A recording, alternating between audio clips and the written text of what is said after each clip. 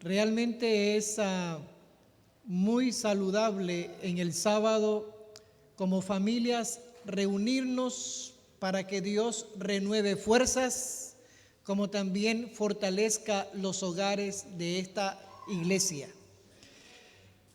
Dios no se equivocó al dar semejante don al hombre el sábado.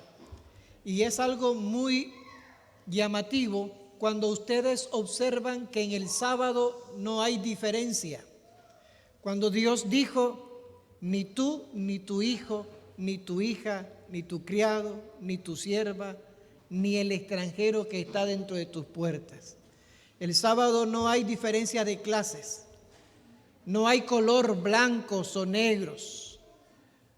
Es el lugar donde nosotros somos acogidos en la gran familia de Dios como familia de Dios. Por esa razón, el sábado es una bendición. Y es no por casualidad que Dios estableció el sábado después de que Dios creó al hombre. En el sexto día Dios crea al hombre e instituye ahora el sábado. Así que hay una relación muy estrecha entre la familia y la adoración, especialmente en el sábado. Esto es sumamente importante que nosotros podamos tenerlo.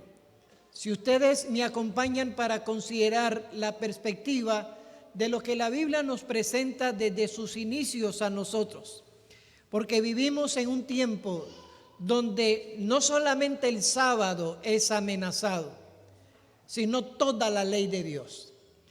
Muchos hoy piensan, esperan el momento de la ley dominical. ¿Han escuchado ustedes eso? Pero nadie se está percatando que existe un ataque frontal contra toda la ley de Dios. Hoy día se habla de la diversidad de género, un ataque moral contra los principios de la ley de Dios. Hoy en día se habla acerca de el aspecto de poder promocionar desde los más pequeños a través de la red de televisión, a través de las redes, tales como hoy creo que le llaman de esa famosa serie de Toy Story. Hay una cuarta edición y en esa cuarta edición aparece un muñeco como robot, creo que es como robot, que le llaman Buzz Lightyear. Y cuando ustedes observan, pareciera algo inofensivo, pero en esa serie aparece dos mujeres juntas, creando un tercero, distorsionando el plan de Dios. Este es el tiempo en que nosotros estamos viviendo. Un ataque contra la familia, un ataque contra el hogar, un ataque contra la ley de Dios, un ataque contra lo que Dios ha establecido. Este es el tiempo en que nosotros nos ha tocado vivir. Pero Dios llama a su pueblo para que se levante como algo distintivo, como un pueblo especial, como un pueblo singular, como un pueblo con una verdad que es su norma guiadora, donde no nos dejamos arrastrar por las redes y lo que éstas emitan, sino que tenemos principios, y esos principios son santificadores porque están conectados con el Dios que santifica. Vayamos al libro de Génesis. Y ustedes observarán, y entraremos rápidamente en el tema, porque quisiera señalar de nuevo que Dios no por casualidad estableció el sábado en un ciclo semanal de 7 días para reconstruir, fortalecer, renovar, fortalecer a las familias. Dios estableció el sábado para que las familias adoraran. Por esa razón creó al hombre en el sexto día y él instituyó el sábado. La primera obra que el hombre iba a hacer después de ponerle nombre a los animales era adorar al Señor. Eso es sumamente importante. En ese ciclo de 7 días, Solamente voy a darles indicios de algo. Ese ciclo de 7 días era una plataforma que un Dios sabio ya anticipaba en el futuro. Sobre esa plataforma de 7 días se estableció otro ciclo de 7 años. 6 años trabajará la tierra, más el 7º dejarás descansar la tierra. Un equilibrio social, ecológico y económico. Pero no solamente eso, sino que también sobre esa plataforma estableció en Levítico 25 sobre 7 semanas de años. 7 semanas de años. Y en el jubileo se celebraba como gran familia aquellos que estaban separados por la esclavitud, por algún problema económico o por alguna situación. Cuando se tocara la trompeta en el año 50, se rompían las cadenas y los que estaban separados volvían a unirse. Los esclavos recuperaban libertad y las familias que se habían separado por causa económica ahora se volvían a unir. Y ahora alababan a Dios, no tenían que pedirle permiso a nadie. La familia se unía, los hijos se encontraban, los esposos se reunían. Muy pronto se tocará la trompeta final y este mundo perderá su dominio sobre la humanidad, y los que son hijos de Dios reclamarán y nos uniremos con la familia celestial y seremos una sola familia. Esta es la esperanza. ¿Notan ustedes cómo está conectado todo, especialmente en este enfoque tal vez que quiero darle un poquito distinto a lo que han escuchado desde el punto de vista espiritual, teológico, pero también escatológico? No solamente eso, ¿se han puesto ustedes a pensar que ese ciclo de 7 días, 7 años y 7 semanas de años puede ser el modelo de una profecía de 7,000 años? Así como se dejaba descansar la tierra en el 7º año, también a los 6,000 años, al final de los 6,000 años, se dejará descansar la tierra por 1,000 años. No es coincidencia, es la providencia de Dios, porque tiene un plan para reunir a la familia de Dios. Pero los que están siguiendo las profecías sabrán entonces que nos encaminamos vertiginosamente hacia ese desenlace. Y esa familia que salió del Edén para peregrinar durante 6,000 años, ahora muy pronto llegará a su fin para llegar a la casa, a esa ciudad celestial, donde entrarán los redimidos con palmas de victoria y se reunirán todos los hijos de Dios. No perdamos la fe, hermanos. No nos desanimemos, pero sí estemos atentos. Protejamos nuestras familias. Mantengámonos unidos, porque el diablo procurará dispersar y utilizará diversos medios. Veámoslo desde el comienzo. Génesis nos conecta al hombre cuando fue creado, y en Génesis 1:26 dice que Dios creó al hombre a su imagen conforme a su semejanza. Una obra extraordinaria, una obra en la que Él se gloriaba, un hombre perfecto. Sin embargo, la Biblia nos dice a nosotros que le dio la potestad y les dijo a esa pareja, o al hombre le dijo: fructificad y multiplicaos. Sin embargo, ustedes encontrarán algo que quiero señalar rápidamente en el libro de Génesis, el capítulo 2. Si Dios creó la tierra y era perfecta, porque la Biblia dice que vio Dios que todo lo que había creado era como bueno en gran manera. No solamente dice que era bueno, sino que dice en gran manera. Es curioso que cuando ustedes comparan esto con la construcción del santuario, también se repite lo mismo cuando Moisés hizo conforme al modelo que se le había presentado y dice que vio que la obra era buena en gran manera. Así que hay un puente entre el santuario y la creación. Y es interesante también que así como Dios, después de crear en el sexto día al hombre y ahora establece el sábado, cuando se construye el santuario, de igual manera, después de haberlo levantado, entonces Dios da órdenes y establece de nuevo sobre la adoración del sábado. Hay una relación extraordinaria en estos dos elementos y eventos.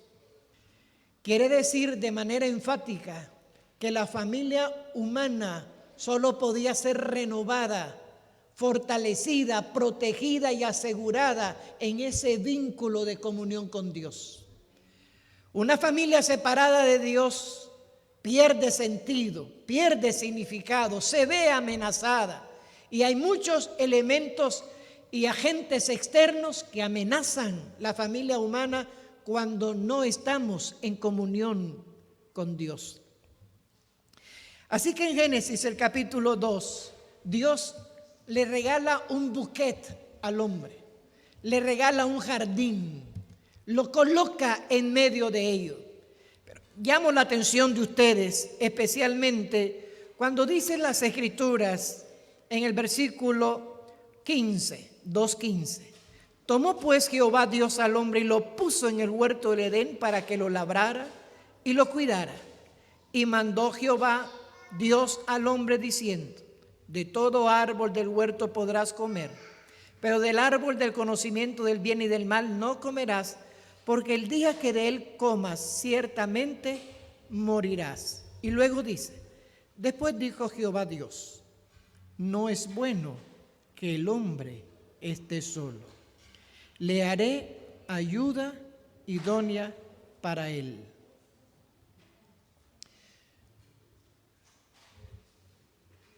Aquí hay un elemento sumamente importante ahora en nuestro tiempo. Y antes de enfatizarlo voy a señalar lo siguiente porque quiero dejar ese momento para ponerlo en nuestra mente o compartirlo con ustedes. Dios crea al hombre primero. ¿Estamos de acuerdo en eso? Lo crea antes que la mujer. ¿También estamos de acuerdo con eso? Porque dice que Dios se inclinó para formar del polvo de la tierra al hombre. Lo labró y sopló en su nariz aliento de vida. Pero ahora noten algo que quiero enfatizar. Quiero que ustedes se fijen y noten la palabra trajo. Esa palabra ustedes la encontrarán ahí en Génesis, en el capítulo 2, versículo 19. Jehová Dios formó pues de la tierra toda bestia del campo y toda ave de los cielos, y las trajo a Adán para que viera cómo las había de llamar, y el nombre que Adán dio a los seres vivientes, ese es su nombre. Dos palabras a las cuales quiero hacer llamar la atención de ustedes. Jehová Dios formó al hombre del polvo de la tierra, pero ahora dice: Jehová Dios formó pues de la tierra toda bestia. Del mismo elemento que formó al hombre, formó también a los animales del campo. ¿Estamos de acuerdo? Eso es lo que dice la Biblia, que del mismo polvo, de la misma tierra, formó a los animales. Y ahora noten, dice que trajo a los animales, incluyendo las aves, delante de Adán, para que él viera cómo les iba de qué, de llamar. Trajo a los animales delante de él. Ahora noten por favor lo siguiente. Dice el versículo 21: entonces Jehová Dios hizo caer un sueño profundo sobre Adán, y mientras éste dormía, tomó una de sus costillas y cerró la carne en su lugar. De la costilla que Jehová Dios tomó del hombre, hizo una mujer y la trajo al hombre.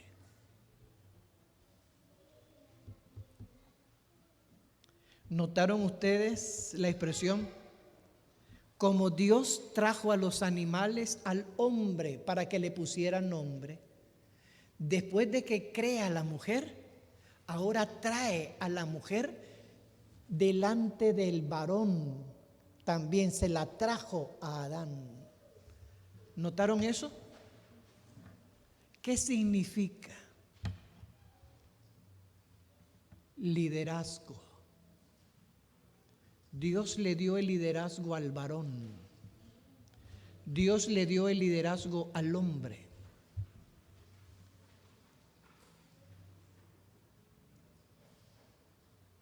Hoy día esa verdad pareciera ser una verdad impopular, ¿no creen? Pero Dios creó al hombre. ¿Y saben ustedes que ese argumento lo utiliza Pablo en 1 Timoteo? Porque él dice, ¿a quién Dios creó primero? Está haciendo alusión al libro de Génesis.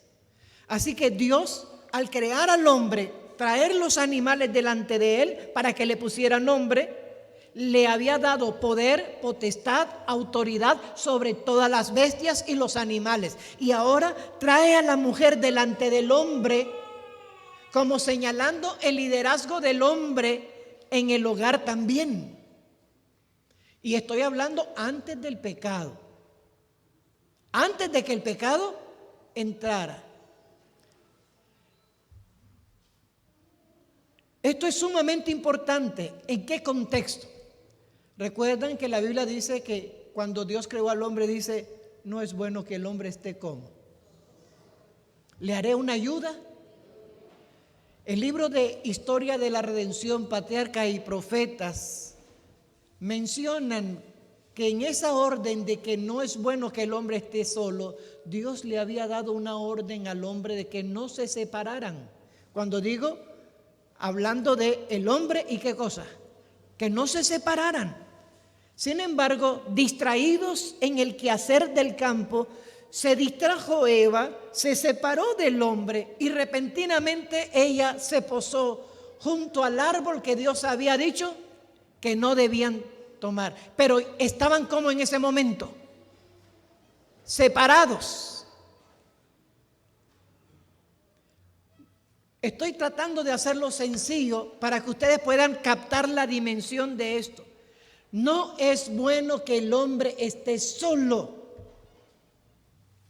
Hermanos, los problemas tenemos que enfrentarlos juntos como familia. Si hay crisis económica, como familia tenemos que enfrentarlos. Si hay dificultades como familia, tenemos que enfrentarlos. El diablo procurará dispersar, separar, ponernos frente al árbol de la ciencia del bien y del mal, porque sabe que dispersos podemos ser presa más fácil del enemigo.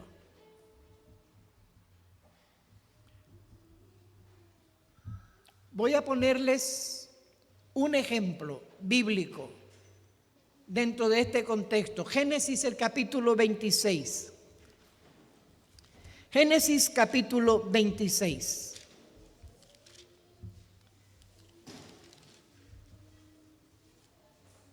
La Biblia dice ahí, en el versículo 1, en aquel tiempo hubo hambre en la tierra, además de la primera que hubo en los días de Abraham. Y se fue Isaac a Gerar, donde estaba Abimelec, rey de los filisteos. En toda esa región dice que hubo, ¿qué cosa? Hambre, como la primera que había habido en tiempos de Abraham. ¿Qué hizo Abraham en su tiempo cuando hubo hambre? ¿Recuerdan ustedes eso en la Biblia? Abraham salió de Canaán y se fue a Egipto. Y ahí los egipcios vieron ¿a quién? A Sara. Ese comportamiento se vuelve a repetir aquí. Abraham busca a Egipto, el país más grande, poderoso, el país en aquel momento que tenía fama, pero también riqueza en cuanto a su tierra, sus cultivos, etc. Abraham descendió a Egipto. Casi pierde a su familia. Muchos años después, Abraham ya había muerto y ahora nos encontramos con Isaac. Y la Biblia dice que hubo hambre en los tiempos de Isaac como hubo en los tiempos de Abraham. ¿Qué creen ustedes que Isaac iba a hacer? Iba a repetir el mismo modelo de su padre Abraham. Pero Dios, que es tan amoroso, noten el versículo 2. Allí se le apareció Jehová y le dijo: no desciendas. ¿A dónde? ¿A dónde había descendido Abraham? Y ahora, ¿dónde quería en su pensamiento ir Isaac? Pero Dios, que conoce, le dice: no desciendas a Egipto. ¿Qué más le dice? Habita en la tierra que yo te diré. Habita como forastero en esta tierra. Yo estaré contigo y te bendeciré. ¿Saben lo que sucedió? Vamos a cortar. Génesis 26, 17. Isaac se fue de ahí y acampó en el valle de Gerar, y ahí habitó. Volvió Isaac a abrir, ¿qué cosa?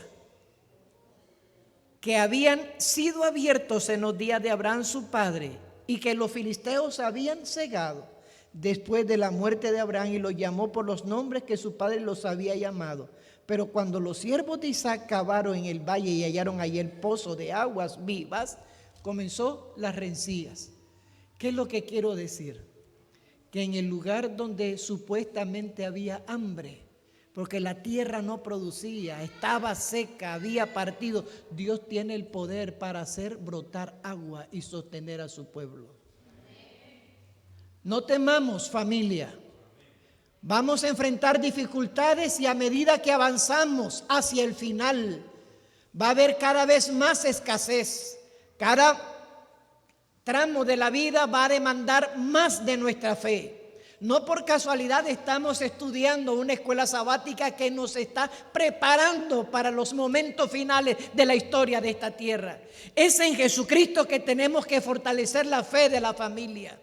Muchas veces somos dispersados por la desesperación, por la incredulidad, por la falta de fe en el Señor, pero el mismo Dios que estuvo en Egipto está en la tierra seca donde hizo brotar agua. No solamente en las grandes naciones y en los grandes reinos y en los grandes imperios. Aquí en Nicaragua Dios hace brotar agua. Aquí Dios puede sostener nuestras familias. Aquí nos puede mantener unidos. Solamente tenemos que confiar en su palabra.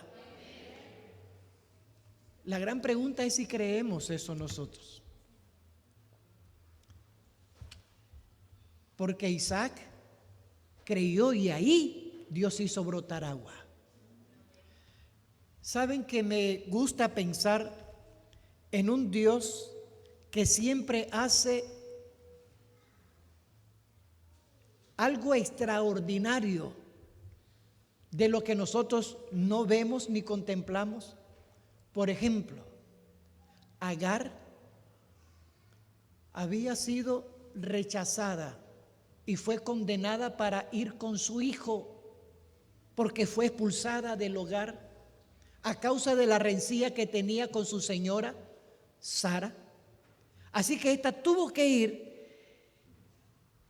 y Abraham, siendo rico, solo la despachó con una cosita, una bolsita y con un odre de agua, nada más. No le dio herencia, no le dio parte, no le dio nada, porque era hijo de una esclava. Como era hijo de una esclava, no tenía derecho a una herencia. Así que, siguiendo la ley y la cultura de aquel tiempo, la despachó así. La Biblia dice que allá en el desierto estaba sola y ahí sintió la muerte y puso a su hijo lejos para no verlo que morir. Pero ahí en el desierto, Dios hizo brotar un ojo de agua en el desierto. Y ella le llamó el pozo del viviente que me ve. Estoy hablando tal vez a una mujer que ha luchado sola con sus hijos, que en su momento tal vez ha visto el desierto, donde siente que ha sido ultrajada y al mismo tiempo despreciada, que ha cargado sentimientos, rencilla o cosas que han pesado sobre ella y de alguna manera lo vuelca sobre la vida. En algún momento sentía que no había ninguna solución para ella. Se sentía sola en el desierto. No quería ver a su hijo morir. Pero allí Dios hizo brotar y le llamó: este es el pozo del viviente que me ve. Le hablo también a esa clase de mujeres aquí ahora como familia, para decirles que no están solas, que Dios les ha dado fuerzas, que Dios puede hacer brotar agua del desierto, que ha hecho que el ojo de agua pueda brotar para sostener, para darle fuerza, para darle ayuda, para bendecirlas a fin de criar a sus hijos y sacarlos adelante. Ese es el Dios que nos ve. Así que en Génesis no es bueno que el hombre esté solo. Lo que se enfatiza en Génesis 2:24 dice: por tanto dejará el hombre a su padre y a su madre, se unirá a su mujer y serán ¿qué cosa? Una sola carne. No solamente está hablando de la intimidad física, está hablando de la intimidad mental y emocional. Oye Israel, Jehová nuestro Dios, Jehová uno es. Pero esa unidad del Padre, Hijo y Espíritu Santo es la unidad que Dios quiere ver en la familia. Usted y yo reflejamos la imagen de Dios cuando como matrimonio podemos mantenernos unidos. De esa manera reflejamos la imagen de Dios. Por esa razón dice la Biblia: varón y hembra los creó a su imagen. No solamente el hombre refleja la imagen de Dios, la mujer no solamente refleja la imagen de Dios, juntos es que reflejan la imagen de Dios. Esa unidad de Dios se mantuvo en propósito al crear al hombre. Pero cuando el hombre pecó, noten ustedes que esa misma unidad no fue separada. Juntos participaron en la búsqueda, en la restauración, en la prosecución de volver a reunir a sus hijos descarriados. Y aquí tenemos un ejemplo para nosotros como padres. Estimados padres, nunca nos cansemos de orar por nuestros hijos, aun si no están en el templo. Sigamos el ejemplo de Job, que nunca se cansó de levantar un altar por ellos y de rogar por ellos, por si acaso han pecado, para que tengan oportunidad de volverse a Dios. En el mismo Génesis se nos presenta entonces ese ímpetu de poder mantener esa unidad familiar. No es bueno que el hombre esté solo. Quiero enfatizarlo mucho porque en esta sociedad el enemigo ha duplicado sus esfuerzos. Por ejemplo, hoy día, en esa independencia de la dama, que yo creo, no me malinterpreten, creo que la mujer debe desarrollarse, que nosotros como hombres debemos también fomentar el desarrollo de ellas. El problema está cuando hay y se procura una independencia. Por ejemplo, en nuestra sociedad moderna, usted le pregunta a cualquier joven y usted va a encontrar que el énfasis principal es: tengo que estudiar y ser profesional para no depender de ningún hombre, porque si acaso me va mal, yo puedo valerme por mí misma.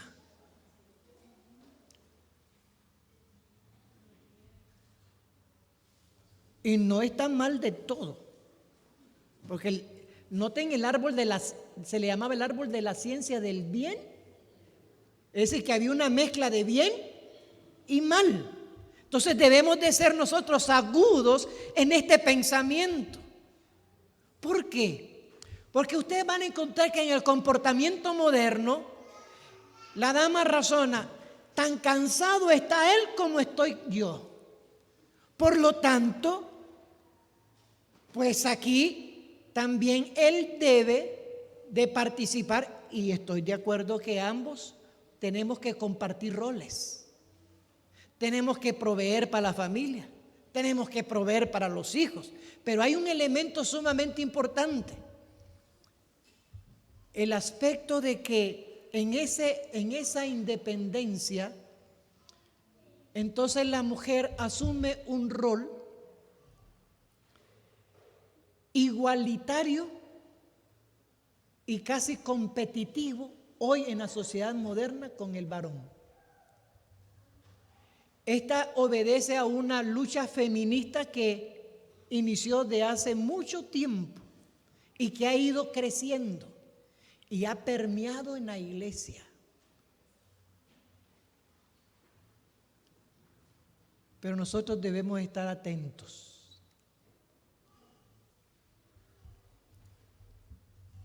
Porque en el entretenimiento de estar trabajando, de hacer las cosas así como Eva estaba trabajando, podemos estar separados emocionalmente y mentalmente del esposo o de nuestra pareja, porque no hay tiempo, hay que trabajar, y en el afán del trabajo casi no hay comunicación, y si no hay comunicación, entonces no se fomenta la relación, no se fomenta la confianza. Posteriormente pueden haber elementos sutiles, débiles, y comenzamos nosotros a platicar con la serpiente y con personas extrañas que aparentemente parecieran endulzar el oído como la serpiente endulzó el oído de Eva. ¿Me estoy dando a entender con lo que trato de ilustrar en el ejemplo que estoy dando? Entonces, cuando ustedes observan, repentinamente nuestros hogares se ven amenazados. La infidelidad. Y ahora la infidelidad es sutil.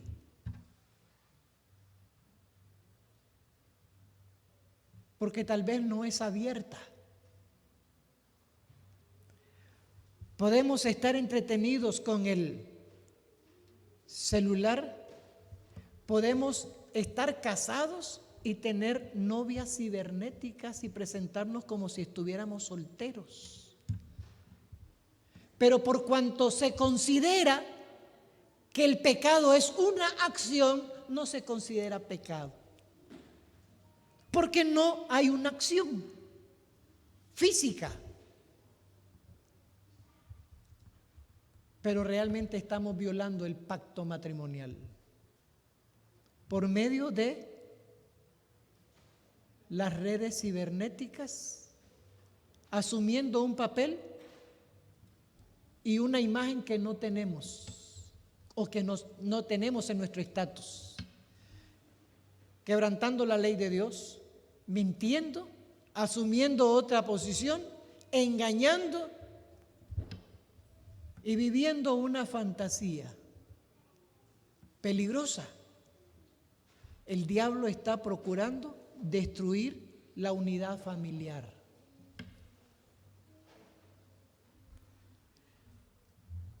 Estimados padres, la mejor manera Aunque a veces usted esté cansado y cansada, la mejor manera de retener es involucrarnos todos juntos en la iglesia, en el servicio y en la comunidad. A veces nosotros cometemos la terrible equivocación, ya sea que tengamos un esposo que está comprometido en la obra de Dios o una esposa que está comprometida en la obra de Dios. Si está comprometido en la obra de Dios, entonces apoyémonos e involucrémonos todos si queremos retener a la familia. Se los ilustro así, tal vez para los más jóvenes.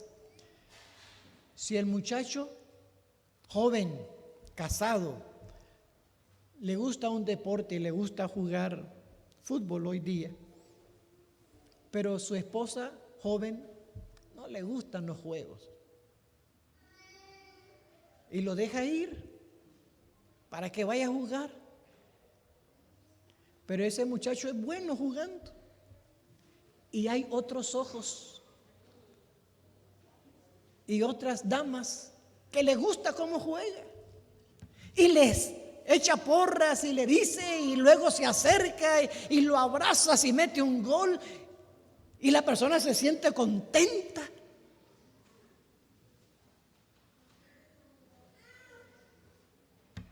Quiero ilustrar eso mejor con la iglesia. Si es una persona, su esposo o su esposa que se involucra en la iglesia, vaya con él, disfrute con él. No deje que otras lo puedan estar bien. Ay, hermano, qué bueno que usted dirige, qué sabio que es usted con sus buenos consejos. Mire que usted es tal cosa. Y entonces la persona se siente, esa cosita aparentemente buena comienza a filtrarse ahí. Tenemos que ser cuidadosos y proteger nuestras familias. Dios quiere que tengamos una familia fuerte y unida. Tenemos que velar sobre nuestra casa. Y entonces ahora viene un elemento importante con el cual tal vez quisiera ir cerrando. En el libro de Génesis se nos menciona que cuando el hombre pecó, tuvo con dolor Dios que echarlo fuera de ¿dónde? Fuera del Edén. Yo quiero que ustedes se pongan a pensar, fuera del Edén, ahora tienen a sus hijos, Caín y Abel. Ahora ellos tienen que contarle la historia, dónde vivían, los privilegios que tenían, contarles el jardín que Dios les había dado.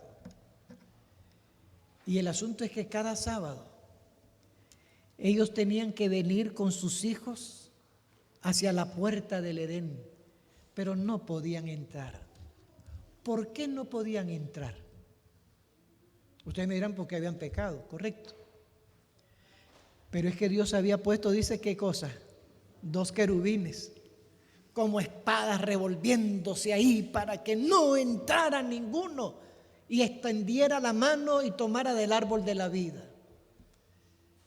Hermanos, ¿saben ustedes que esos querubines de gloria no solamente eran guardianes del honor del Edén y de la casa de Dios?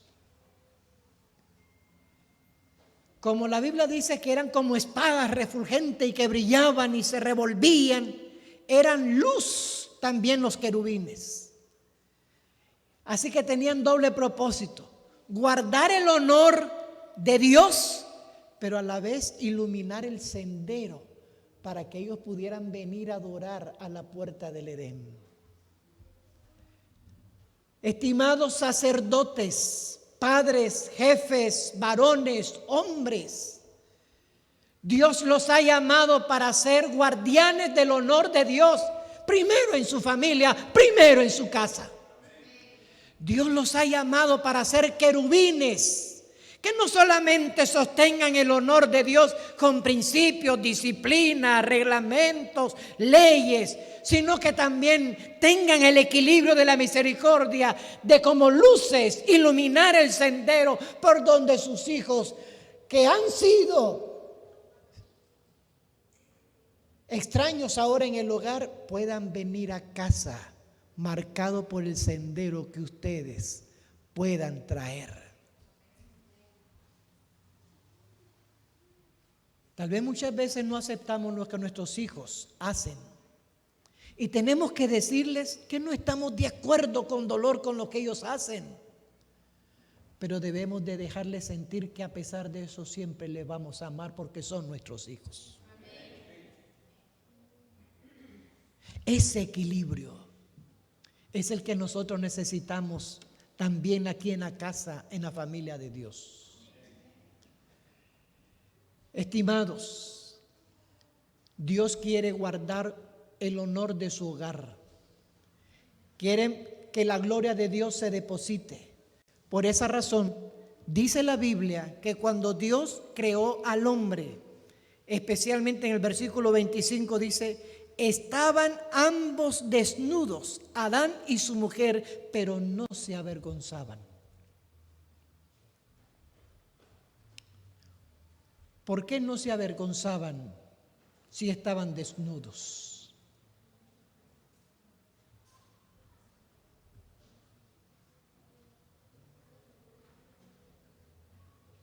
Es clara la Biblia, dice que estaban desnudos, pero no se avergonzaban.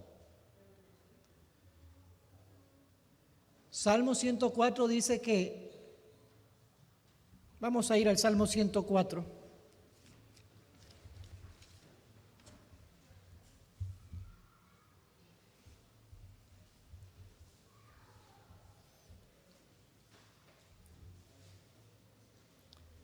Leamos desde el versículo 1. Bendice alma mía a Jehová. Jehová, Dios mío, mucho te has engrandecido. Te has vestido ¿de qué cosa? ¿Y de qué cosa? El que se cubre de luz como de vestidura, que extiende los cielos como una cortina. Qué interesante que cuando el salmista habla de la creación del hombre dice, lo coronaste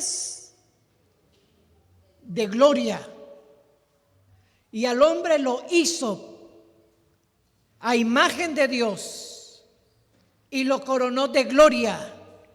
Isaías, el capítulo 43, versículo 7, menciona que Dios ha creado al hombre para gloria suya. Lo vistió de luz. Por esa razón dirán ustedes, no se avergonzaban porque estaban ¿cómo? Desnudos, porque estaban vestidos de luz o de gloria. Pero les voy a mencionar algo. No se avergonzaban porque no tenían nada que esconderse entre ellos.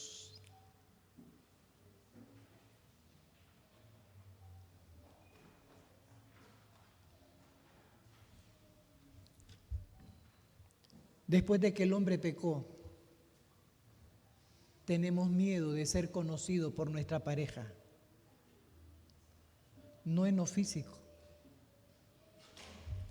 sino en nuestros traumas, en nuestros miedos. Que conozca nuestra debilidad. El varón quiere aparentar ser fuerte siempre. Y dice el hombre, no sé si ustedes han escuchado, para que no se preocupe la mujer. Mejor no le digo nada y aunque yo tenga problemas, no le digo nada para que no se preocupe. ¿Han escuchado ustedes eso?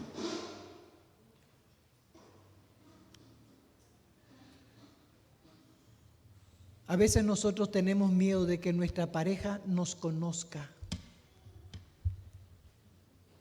que nos vea desnudo en nuestros pensamientos, que sepa cuáles son nuestros temores. Tenemos miedo de que nos considere débiles. Tenemos miedo de que pueda frustrarse porque no cumplimos con las expectativas tal vez que ella tiene. Tenemos miedo de no corresponderle a ella. Tenemos miedo de que nos pueda se pueda establecer alguna idea que nosotros no alcancemos expectativa. Ella, por su parte, tiene miedo también de que su pareja le conozca, que pueda saber que tiene temor a la inseguridad.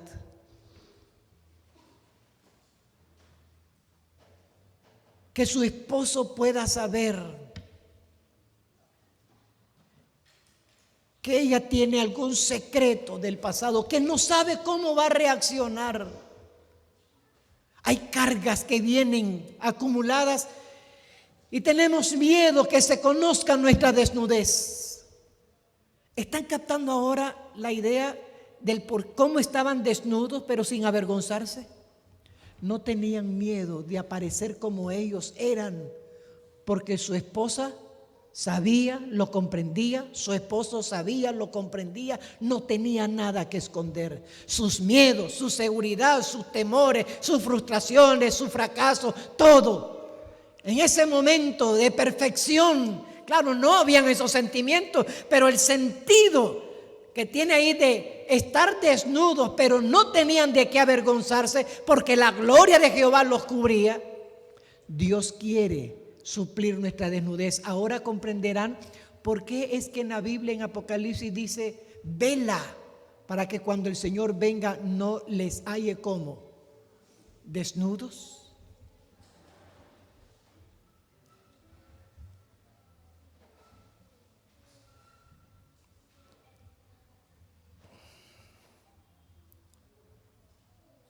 Yo quiero tal vez hoy mencionarles que uno de los ataques más grandes del enemigo es procurar inclusive atacar a los líderes de la iglesia, ancianos, sus familias, líderes de la iglesia, pastores, porque se debilita una iglesia. Cuán grandes estragos eso produce.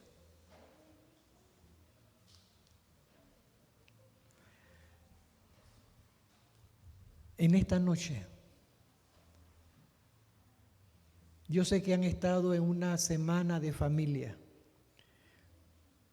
pero he querido presentar un tema de esta naturaleza desde el punto de vista bíblico y teológico, porque creo que la mayor necesidad nuestra es que Dios nos vista con su gloria y nos cubra, como para que nosotros no sintamos vergüenza delante de nuestra pareja, para que estemos desnudos sin avergonzarnos. Yo quiero invitar a los esposos, porque a pesar de nuestros defectos, ustedes quieren reafirmar su voluntad de ser protectores, de ser guardianes del honor de su familia, de ser luz para señalar el camino a la adoración, para tratar de mantener unido el hogar. ¿Aceptan ustedes el desafío en esta ocasión y en esta noche para levantar un altar delante de Dios y decidir que con su familia se involucrarán para preservar esa unidad familiar? ¿Se comprometen ustedes a orar por sus hijos, aun cuando ellos no estén en la iglesia? El libro de Isaías 49 tiene una promesa para ustedes, padres cuyos hijos no están en casa. Esa promesa dice: quitará el botín del valiente. Libro de Isaías, para que ustedes lo puedan observar y al mismo tiempo verificar.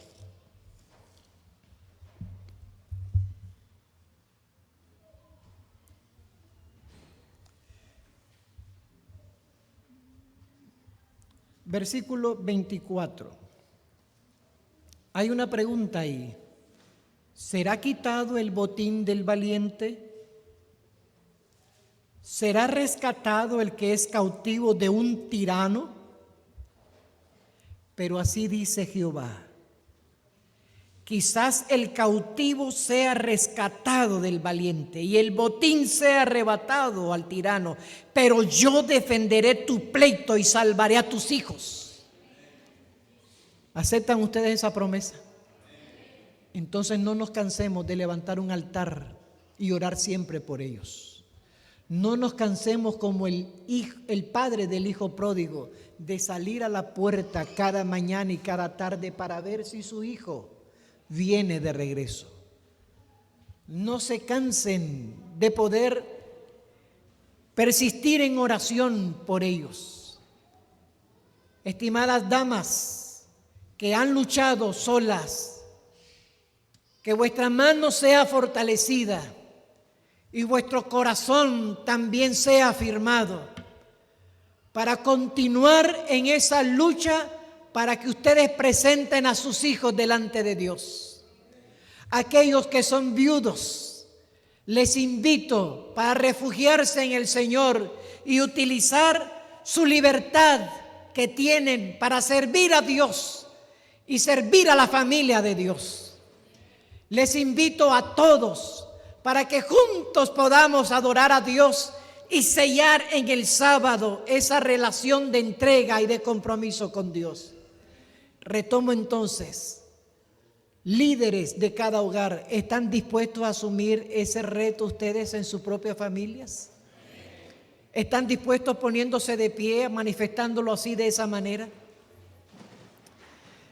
Damas, aquellas que desean también confirmar su propósito de afirmar su hogar, de educar sus hijos, de luchar, si están solas, para sostener la bandera ensangrentada y la esperanza de que pronto veremos al Rey de Gloria. Hoy de manera especial les animo en el Señor, porque ese canto tema que han escogido, mientras lo escuchaba, para mí me sonó el momento cuando toda la familia sea reunida de nuevo, cuando juntos podamos entrar por la ciudad de Dios, cuando toda raza de la familia de Adán forme el gran coro celestial e incline su corazón y vea a Adán y al segundo Adán encontrarse, y en aquel momento extraordinario el silencio cobra el ambiente cuando vemos a Adán postrado delante de su Creador, poniendo a sus pies su corona, reconociendo a su Señor. Hermanos, estamos cerca del fin. No se cansen, no nos cansemos. La lucha será más férrea, pero Dios dará la victoria. Así que si estás en un desierto, no olvides, Dios hará brotar agua del desierto.